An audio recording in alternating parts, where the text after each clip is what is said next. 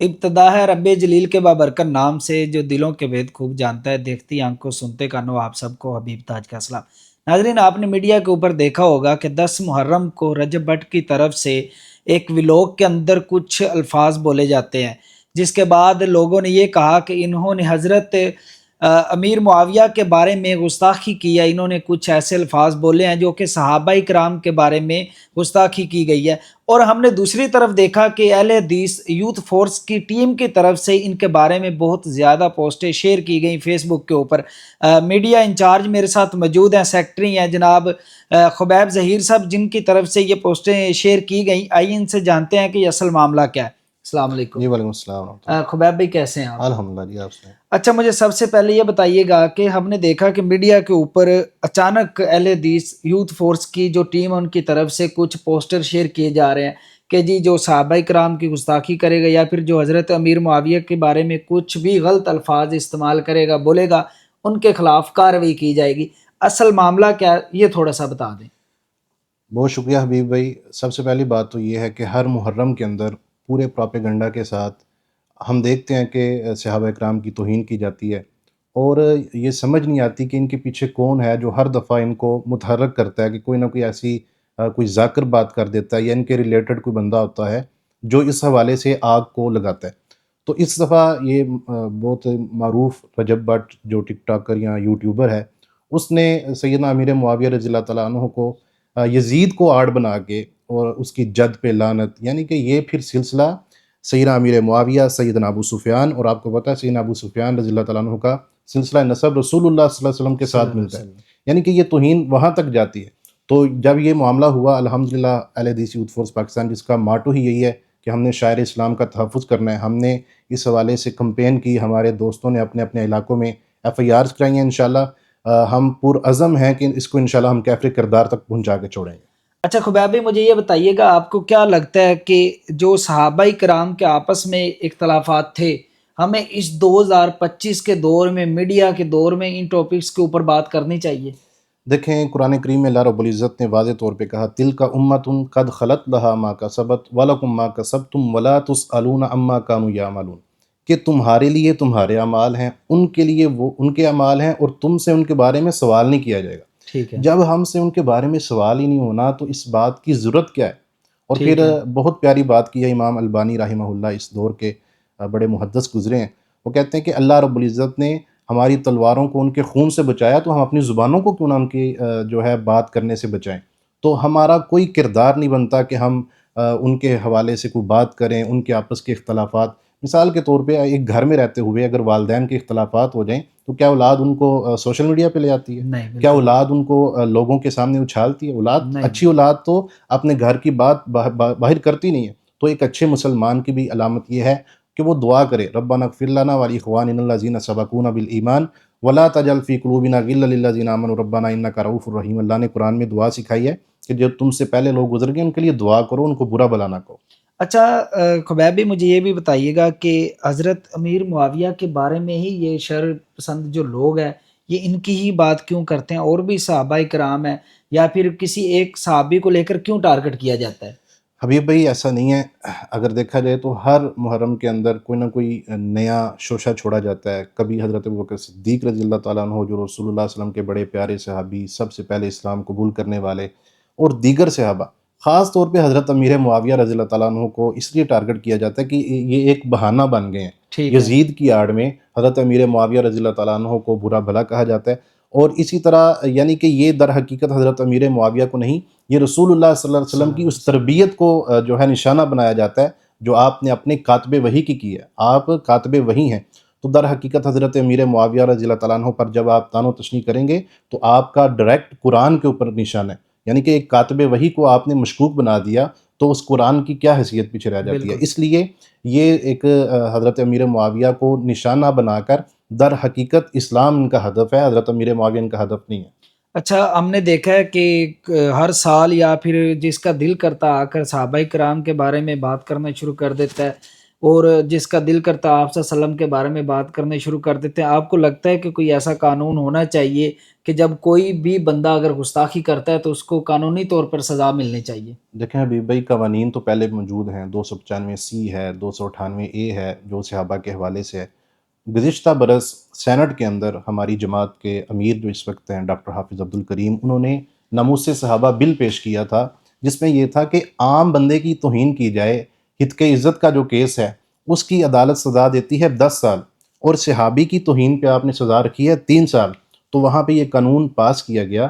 پہلے اسمبلی کے اندر یہ قانون پاس ہوا، پھر سینٹ کے اندر یہ قانون پاس ہوا، لیکن بدبختی ہے کہ اس وقت کے صدر عارف الوی نے اس پر دستخط نہیں کیے اور اس کو قانون نہیں بننے دیا گیا. بہرکیف جو قانون موجود ہے، کیا قانون ہمارا متحرک ہوتا ہے؟ اگر قانون اس حوالے سے متحرک ہو تو لوگ اپنے ہاتھ میں قانون لینا چھوڑ دیں. ہم اس کے ہرگز حامی نہیں ہیں. جب بھی کوئی معاملہ ہو، حکومت کو، قانونی اداروں کو ہی اپنا کردار ادا کرنا چاہیے. لیکن قانون کیوں متحرک نہیں ہوتا؟ قانون موجود ہیں، قانون پر عمل درآمد کی ضرورت ہے. بالکل. قانون پہلے سے موجود ہے. اچھا، آپ کیا سمجھتے ہیں کہ جب بھی صحابہ کرام کی بات ہو تو کوئی ایک عام بندہ اس کے سامنے اگر گستاخی ہو رہی ہو، اگر اسے لگ رہا ہو کہ یہ حضرت امیر معاویہ یا پھر حضرت عمر فاروق، حضرت ابوبکر صدیق کے بارے میں یا پھر حضرت عثمان کے بارے میں بات کی جا رہی ہے، گستاخی کی جا رہی ہے، تو ایک عام بندے کو اس وقت آپ کو کیا لگتا ہے کیا کرنا چاہیے؟ دیکھیں، اس میں رسول اللہ صلی اللہ علیہ وسلم نے صلی ایک اللہ علیہ اصول وسلم. دیا ہے: من رآ منکم منکرا فلیغیرہ بیدہ. تم میں سے جو کوئی بندہ کوئی برائی دیکھے اس کو اپنے ہاتھ سے روکے. ٹھیک ہے. اور اگر ہاتھ سے روکنے کی استطاعت نہیں رکھتا، اپنی زبان سے روکے. زبان سے استطاعت نہیں رکھتا تو کم از کم اپنے دل میں اس برائی کو برا جانے. اب بظاہراً اس سے مطلب یہ لیا جاتا ہے کہ جو بندہ آپ کے سامنے گستاخی کر رہا ہے، آپ اس کو ہاتھ سے روکیں، اس کو اپنے ہاتھ کی طاقت سے اس کو بٹھائیں، اس کو سمجھائیں، اپنی زبان سے اس کو بتائیں کہ بھائی یہ آپ غلط کر رہے ہیں. لیکن اس کا ہرگز یہ مطلب نہیں کہ آپ اپنے ہاتھ سے بندوق کو اٹھائیں اور اس کو قتل کر دیں. قانون ہاتھ میں لینے کی اجازت بالکل دین نہ ہمیں دیتا ہے، نہ شریعت دیتی ہے، نہ اخلاقی، نہ معاشرتی، کسی بھی لحاظ سے قانون اپنے ہاتھ میں نہیں لینا چاہیے. ایک عام انسان کو اس حوالے سے جب بھی کوئی ایسی گستاخی دیکھے فوراً پولیس کو رپورٹ کرے. احتجاج، جس طرح ہم نے ابھی سوشل میڈیا کمپین کی ہے اور FIRs کروائی ہیں، یہ بہترین طریقہ ہے کہ آپ اپنا کام کریں. اگر حکومت سزا نہیں دیتی، اس کی قصوروار وہ حکومت ہے، اس کے جواب دہ وہ حکومت اور قانونی ادارے ہیں. انشاءاللہ ہمارے اوپر اس کا کوئی بلیم نہیں ہے. اچھا، مجھے یہ بھی بتا دیجیے گا کہ اب اس وقت رجب بٹ کو کیس کو لے کر اہل حدیث یوتھ فورس کے جو نوجوان ہیں یہ کتنے متحرک ہیں اور آگے یہ کیس کہاں تک جائے گا؟ الحمدللہ ابھی آپ نے دیکھا کہ ہم نے صرف سوشل میڈیا کمپین کی تو اس میں ایک بہترین رزلٹ ہمارے پاس آیا. ہمارے 60,000 نوجوان اس دن متحرک تھے، ٹھیک اور ہے. الحمدللہ بہترین ایک کمپین ہم نے اس لانچ کی. اور پھر اپنے اپنے طور پہ ہم نے ہمارے جو ضلعی ذمہ داران ہیں انہوں نے FIRs کروائی ہیں. تو ہم انشاءاللہ، ہمارا یہ عزم ہے، ہمارے جو قائم مقام صدر ہیں میاں ضیاء اللہ صاحب، انہوں نے یہ اعلان کیا باقاعدہ کہ اگر یہ ہماری کمپین کے بعد، FIRs کے بعد رجب بٹ کو گرفتار نہ کیا گیا تو ہم انشاءاللہ احتجاجی مظاہرے کریں گے، کیونکہ یہ ملک لا الہ الا اللہ محمد رسول اللہ کے صلی اللہ نام علیہ سے بنا وسلم. ہے. تو ہرگز کوئی اہل سنت کا نوجوان یا اہل سنت کا بچہ بھی کسی کو گستاخی کی اجازت نہیں دے گا. تو جب تک رجب بٹ کیفر کردار تک نہیں پہنچتا، گرفتار ہو کہ اس کو سزا نہیں ملتی، انشاءاللہ ہم اپنا رول پلے کرتے رہیں گے. حکومت سے اس وقت آپ یہ مطالبہ کر رہے ہیں کہ ایک تو ان کو سزا ملنی چاہیے، دوسرا آ کر اپنے بات کی معافی مانگے. اور اس کے اکاؤنٹ کو بین کرنا چاہیے. جس نے ٹھیک اپنے ہے. اکاؤنٹ سے آ کے یہ گستاخی کی ہے، اس کے اکاؤنٹس کو بین کرنا چاہیے. اب بھائی ہم نے یہ بھی دیکھا ہے کہ جب حضرت امیر معاویہ کی بات آتی ہے تو ہمارے کچھ علماء کرام ہیں، جس طرح ابھی آپ لے لیں فاختہ حضرت مولانا امیر حمزہ صاحب یا پھر ضیاء اللہ بخاری صاحب، یہ تھوڑا سا نا ڈھیلا پن دکھاتے ہیں اس معاملے میں. تو یہ کیا وجہ ہے کہ جب اپنے لوگ ہی اس طرح کا کام کریں گے یا پھر حضرت امیر معاویہ کا دفاع نہیں کریں گے تو دوسرے لوگ تو پھر وار کریں گے نا ہمارے اوپر. دیکھیں حبیبی، بات یہ ہے کہ اپنا ہو یا بیگانہ ہو، جس کے دل کے اندر کسی بھی ایک صحابی کا بغض ہے، ہم اس کو نہ اپنا مانتے ہیں، نہ اس کو صحیح مسلمان مانتے ہیں. بات یہ ہے کہ ان لوگوں کو دراصل اتحاد اور اتفاق کے نام پر جو مداحنت ہے وہ تنگ کرتی ہے. اور ٹھیک ہے. یہ سرکاری مولوی بننا چاہتے ہیں کہ جی دیکھیں ہم اتحاد کے بڑے علم بردار ہیں، اور ان کا کوئی ماٹو نہیں ہے. اور دوسرا، کچھ نہ کچھ لگتا ہے کہ ان کے اوپر وہ جو گمراہ لوگوں کی کتب کے اثر جو ہے نظر آتے ہیں. تو ہمیں ہر وقت اللہ رب العزت سے یہ سوال کرنا چاہیے، دعا کرنی چاہیے. اب دیکھیں امیر حمزہ صاحب کتنی کتب ہیں، توحید پر بالکل. کام ہے، لیکن صحابی امیر معاویہ رضی اللہ تعالیٰ عنہ کے بارے میں بات کی ہے تو لوگوں نے ان کو کہہ لیں کہ جھنجھوڑا ہے، اور اس کے بالکل۔ باوجود ابھی تک ان کو عقل نہیں آئی. بہت بڑے ہیں وہ، لیکن حقیقت بات یہ ہے، میں ان کا دلی احترام وہ جس کرتا طرح وہ تھا. کہہ رہے تھے کہ لوگ میرے اوپر جو لوگ انہوں نے باتیں کی ہیں، تو سبطین شاہ نقوی صاحب نے کہا کہ تمہیں یہ برداشت نہیں ہے کہ لوگ تمہارے اوپر بات کریں، تو ہم یہ کس طرح برداشت کر بالکل سکتے ہیں کہ صحابہ کرام کے بارے میں کوئی بندہ بات بالکل، کرے۔ وہ ہمارے بڑے ہیں، لیکن بڑا اور احترام اس کا ہے جو صحابہ کا احترام بالکل۔ کرتا ہے. جو صحابہ کا احترام نہیں کرتا، جو ہمارے دین کی بنیاد ہیں، اور جن کے بارے میں اللہ رب العزت نے کہا کہ فَإِنْ آمَنُوا بِمِثْلِ مَا آمَنْتُمْ بِهِ فَقَدِ اهْتَدَوْا، تو اگر وہ ان کا احترام نہیں کرتا تو ہم سیدھی بات ہے بالکل ہمارے ایسا ہی ہے۔ سے وہ احترام کی کوئی امید نہ رکھے جب تک وہ اعلان. اب دیکھیں انہوں نے ابھی تک اس کی معذرت نہیں کی، مطلب ابھی اس کی جی یہ تاریخی تجزیہ ہے، اور کبھی کہہ رہے ہیں کہ جو میرے خلاف بات کر رہے ہیں وہ گستاخ ہیں، یعنی کہ اور عجیب و غریب. سننے میں یہ بھی کہہ رہے تھے کہ میں نے ایک اپنا تجزیہ پیش کیا، تو علماء کرام کہہ رہے ہیں کہ آپ کون ہوتے ہیں جو اپنا تجزیہ پیش کریں بہت جبکہ خوبصورت تاریخ موجود ہے؟ بہت خوبصورت جملہ بولا سید سبطین شاہ نقوی صاحب نے. انہوں نے کہا کہ صحابہ تمہارے تجزیے کے محتاج نہیں، نہیں ہے، اللہ نے بالکل ان کا تزکیہ کر دیا، تزکیہ کر اللہ نے ان دیا کو ہے۔ رضی اللہ عنہ ورضوا عنہ کہہ دیا ہے. تو امیر حمزہ صاحب ہوں، ضیاء اللہ شاہ بخاری صاحب ہوں، ان کو اپنے تجزیہ اپنے پاس سنبھال کر رکھنا جس طرح چاہیے. وہ شاہ صاحب کہتے ہیں ہر صحابی نبی جنتی بے جنتی، جو شک. ان کو نہ مانے وہ جہنمی جہنمی۔ بالکل. اچھا خبیب بھائی، شیعہ سنی اتحاد کیا ممکن ہے؟ آپ کیا سمجھتے ہیں اس چیز کو؟ حبیب بھائی ویسے تو یہ اتحاد ممکن ہے کہ نہیں، یہ آپ کسی نمائندہ اہل سنت قائد سے پوچھیں، وہ آپ کو انشاءاللہ اس کا تسلی بخش جواب دیں گے. لیکن میں دونوں جو موقف ہیں وہ عوام کے سامنے رکھتا ہوں، عوام خود اس کا فیصلہ کر لیں.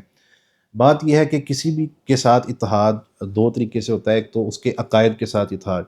اب شیعہ جو مذہب ہے یا رافضی جو قوم ہے، ان کے عقائد کو دیکھا جائے تو قرآن کریم کے متعلق ان کا عقیدہ یہ ہے کہ اس میں تحریف ہوئی ہے.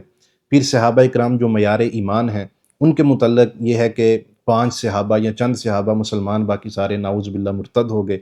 اسی طرح اور ان کے عقائد امامت کا جو عقیدہ ہے کہ جی جو خلیفہ راشد میں صرف سیدنا علی المرتضیٰ رضی اللہ تعالیٰ عنہ ہیں، باقی سارے نعوذ باللہ غاصب ہیں. یعنی کہ اس طرح کے جو ان کے عقائد ہیں، ان کو لے کر اتحاد تو نظر نہیں آتا، نہ ہی ممکن ہے.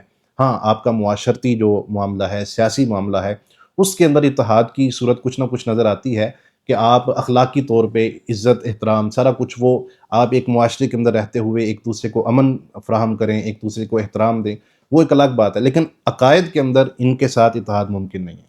بہت شکریہ خبیب بھائی، آپ نے ٹائم دیا. اہل حدیث یوتھ فورس کے نوجوان اس چیز کو لے کر ایک تو بہت زیادہ متحرک ہیں کہ جو صحابہ کرام کے بارے میں گستاخی کرے گا یا پھر کسی بھی صحابی کے بارے میں کوئی غلط الفاظ استعمال کرے گا، ان کے خلاف کارروائی کی جائے گی. اور کسی کو بھی رجب بٹ کے ساتھ یا پھر کوئی جو اہل تشیع برادری ہے ان کے ساتھ کسی کو ذاتی مسئلہ نہیں ہے، کیونکہ اب بات آئی ہے تو صحابہ کرام کی بات آئی ہے، اور جہاں پہ صحابہ کرام کی بات ہوگی وہاں پہ کوئی بھی اہل سنت کا نوجوان ہو، بزرگ ہو، تو اس چیز کو برداشت نہیں کرے گا کہ صحابہ کرام کی گستاخی کی جائے. دعا میں یاد رکھیے، انشاءاللہ آپ کے ساتھ دوبارہ ملاقات ہوگی. اللہ حافظ.